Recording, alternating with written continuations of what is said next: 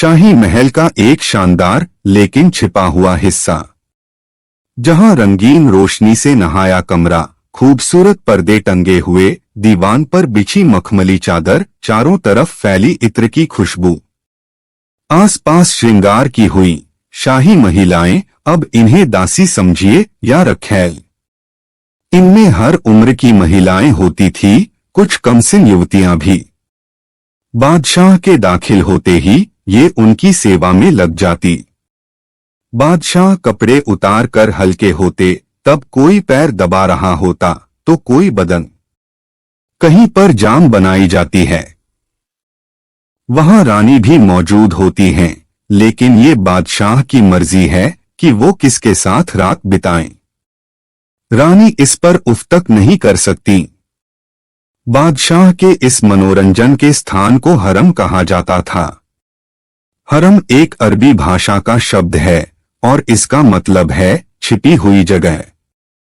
इस शब्द का इस्तेमाल मुगलों के समय में महिलाओं के कक्ष के लिए होने लगा।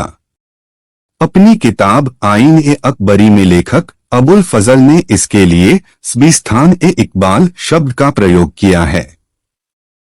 उन्होंने इस किताब में मुगलों के हरम के बारे में काफी कुछ लिखा है।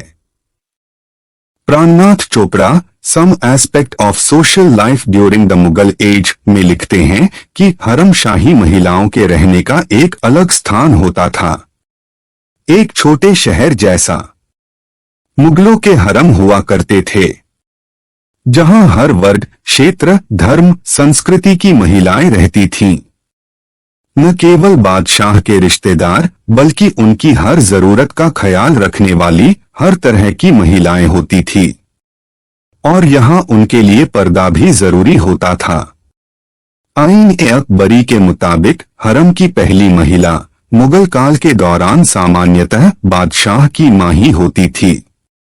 बाबरनामा और हुमायूंनामा में इसके कई उदाहरण हैं। जब बादशाह की मां कई अवसरों पर मौजूद होती थीं। मां के अलावा सौतेली मां और धाय यानी उपमाता या दाई मां भी रहती थीं। इनके बाद रानी और फिर दासियां। हरम अस्तित्व में मुगल बादशाह बाबर से लेकर बहादुर शाह जफर तक रहे, लेकिन अकबर के समय से इसका सही रूप देखा जाता है। यह व्यवस्था जहांगीर के समय अपने चरम पर थी और औरंगजेब के समय यानी मुगल शासन के पतनकाल में हरम का अस्तित्व ही खत्म होने लगा था। हरम उसके बाद रंगरलियों का अड्डा बन गया था। मुगल काल में कई शहरों में हरम थे, जिनमें मुख्य शाही हरम आगरा, फतेहपुर सिकरी, दिल्ली और लाहौर में थे, जहां बादशाह का अधिक समय गुजरता था।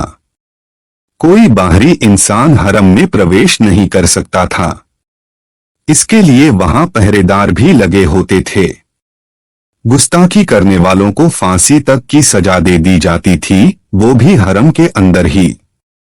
महिलाओं के हाथ में ही हरम के अंदर की सुरक्षा थी, जबकि बाहर की सुरक्षा बादशाह के वफादार सिपाहियों के जिम्मे।